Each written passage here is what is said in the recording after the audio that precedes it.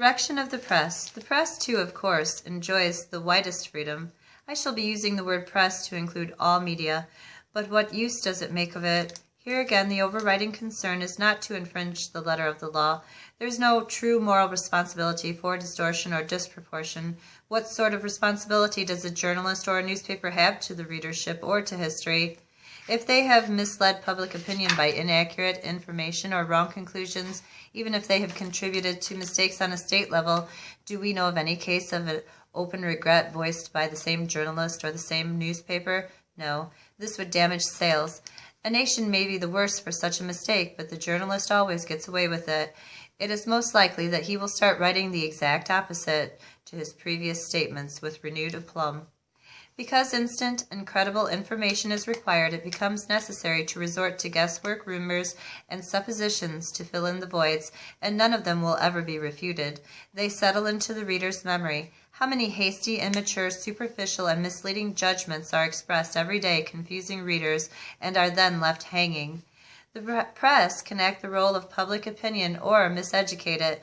Thus we may see terrorists heroized, or secret matters pertaining to the nation's defense publicly revealed, or we may witness shameless intrusion into the privacy of well-known people according to the slogan, "Everyone is entitled to know everything." But there is a false slogan of a false era here. Far greater in value is the forfeited right of people not to know, not to have their divine souls stuffed with gossip, nonsense, vain talk. A person who works and leads a meaningful life has no need for this excessive and burdening flow of information. Hastiness and superficiality, these are the psychic disease of the 20th century, and more than anywhere else, this is manifest in the press. In-depth analysis of a problem is anathema to the press. It is contrary to its nature. The press merely picks out sensational formulas.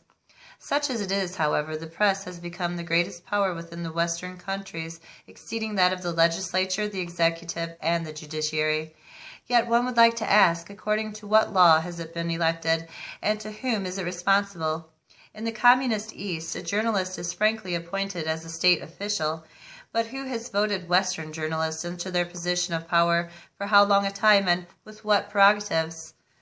There is yet another surprise for someone coming from the totalitarian East with its rigorously unified press.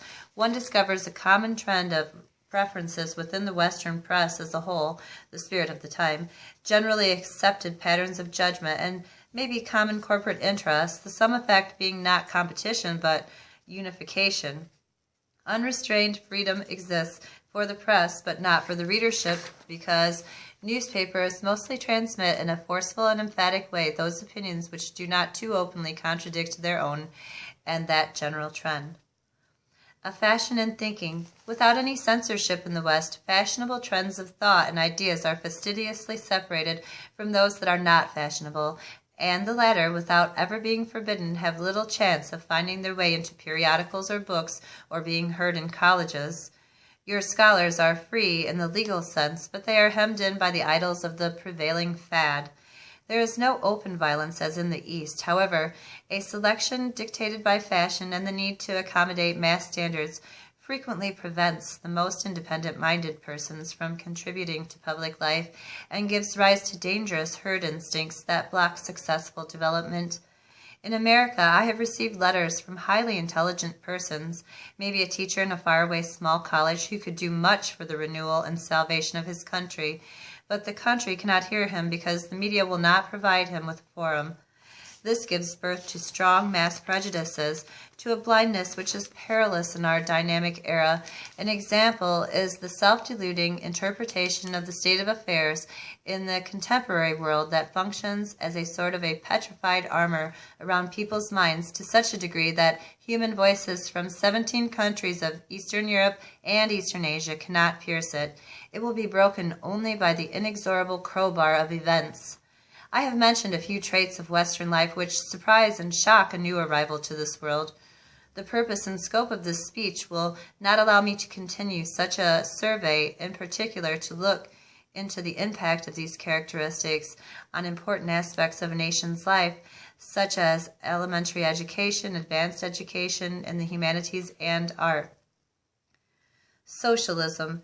It is almost universally recognized that the West shows all the world the way to successful economic development, even though its past years have been sharply offset by chaotic inflation,